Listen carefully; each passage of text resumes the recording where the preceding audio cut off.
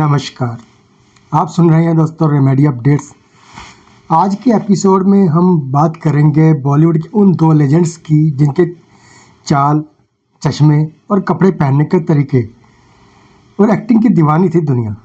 पर्दे पर उनकी एंट्री होते ही लोग तालियां बजाते थे। सिंगल स्क्रीन का ज़माना था तो लोग सीटियां बजाकर पूरा माहौल सीटीमय कर देते थे। उनके चलने का अंदाज ऐसा होता था जैसे कोई लीडर चल रहा हो। उनकी हर बात निराली होती थी। चश्मे से झांकती, गुस्से से भरी आंखें, बेल बॉटम जीन्स और फैशन से भरी रंगीन शर्ट, जैकेट, यह सब कुछ पर्दे पर भगवान बना देता था। यह तो सिर्फ आउटलुक की बात है। स्टारडम और एक्टिंग दोनों ही मामले में वे उस्ताद थे। सामने किसी को भी टिकने नहीं देते थे। जो सामने आया पर्दे पर उसे ही खा गए। और अगर आप सोच रहे हैं हम किसकी बात कर रहे हैं, तो जवाब है हम किसकी नहीं दोस्तों, किन की बात कर रहे हैं। असल हम दो समकालीन और एक दूसरे के कंपटीटर की बात कर रहे हैं, जिन्होंने सिर्फ एक ही समय पर अलग अलग फिल्मों में अपना स्टारडम से चार चांद ही नहीं लगाए, बल्कि एक साथ मिलकर कई सुपरहिट फिल्में दी। दोस्तों, इंडस्ट्री के दो सुपरस्टार्स के अमिताभ बच्चन और विनोद खन्ना ये थे।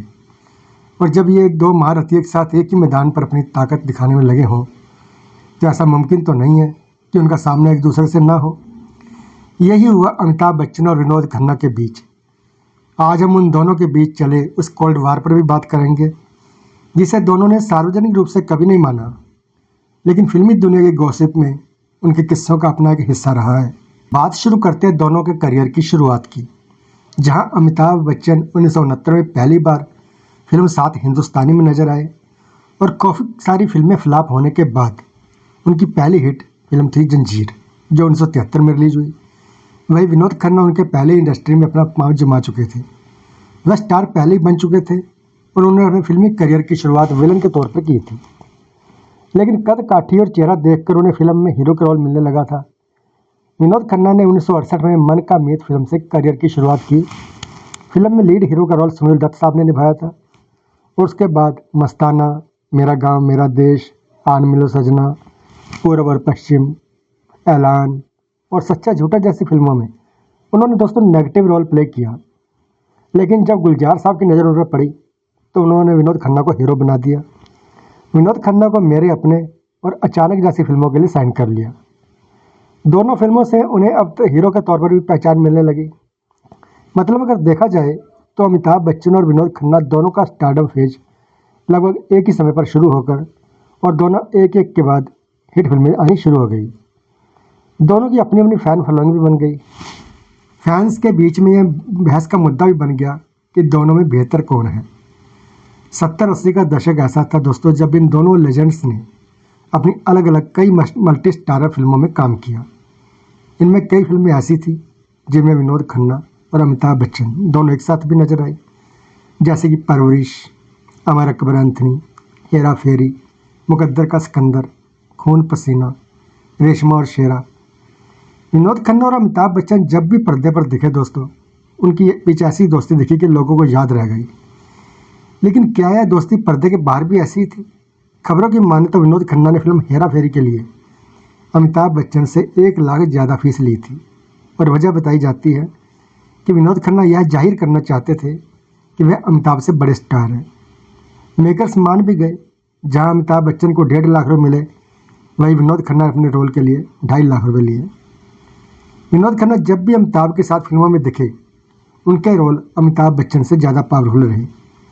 उनका स्क्रीन टाइम भी अमिताभ से ज़्यादा होता था। इसी दौरान अमिताभ पर यह भी आरोप लगने लगे कि वह विनोद खन्ना के रोल कटवाते हैं।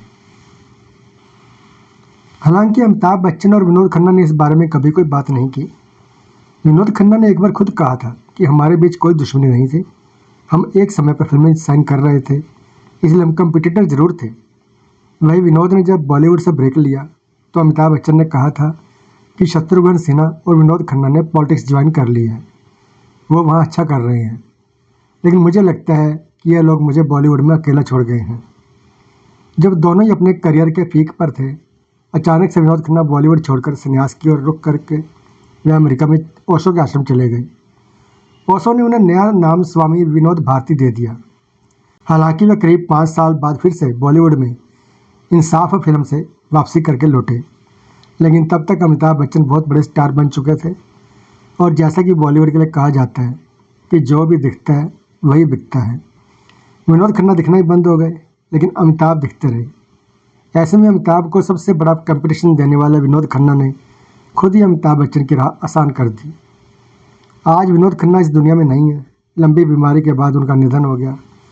उन्होंने हाल के दौर की कई फिल्मों जैसे कि वांटेड और दिलवाले जैसी फिल्मों में भी काम किया।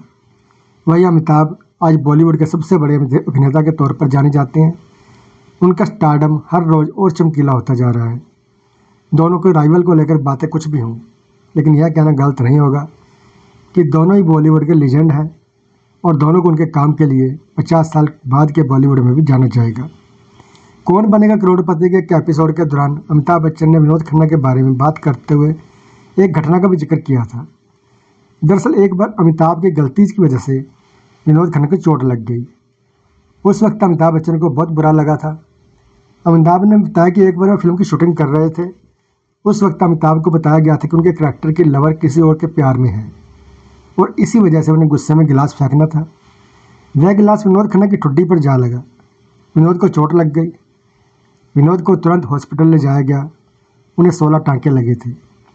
अमिताभ इस वजह से गिल्ट में थे और लगातार उन्हें सॉरी बोल रहे थे, लेकिन कुछ लोगों का मानना था ये हादसा अमिताभ बच्चन के द्वारा जानबूझकर किया गया था, क्योंकि वह विनोद खन्ना की लोकप्रियता से खींच गए थे और इसी वजह से यह दुर्घटना हुई। हालांकि विनोद खन्ना ने इन सारी बातों को सिरे से नकार दिया था।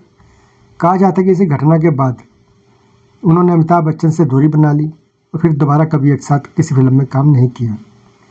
दोस्तों, आपको उन 5 फिल्मों के बारे में बताता चलूँ जिसमें विनोद खन्ना और अमिताभ बच्चन ने इकट्ठे काम किया और विनोद खन्ना अमिताभ बच्चन पर भारी पड़ गए थे। ये थी साल 1975 में आई फिल्म जमीर, 1976 में आई फिल्म हेरा फेरी, 1977 में आई फिल्म परवरिश और 1977 में ही आई फिल्म अमर अकबर एंथनी और 1978 में आई फिल्म मुकद्दर का सिकंदर में अमिताभ बच्चन और विनोद खन्ना एक साथ नजर आए थे। और मीडिया रिपोर्ट्स की माने तो इन 5 फिल्मों में विनोद खन्ना अमिताभ बच्चन पर भारी पड़ गए थे।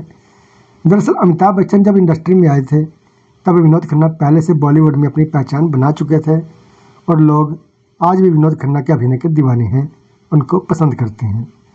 तो दोस्तों, ये था आज का वीडियो। अगर वीडियो पसंद आया हो तो लाइक कीजिए, शेयर कीजिए और ऐसी और वीडियो देखने के लिए हमारे चैनल को सब्सक्राइब जरूर करें। धन्यवाद।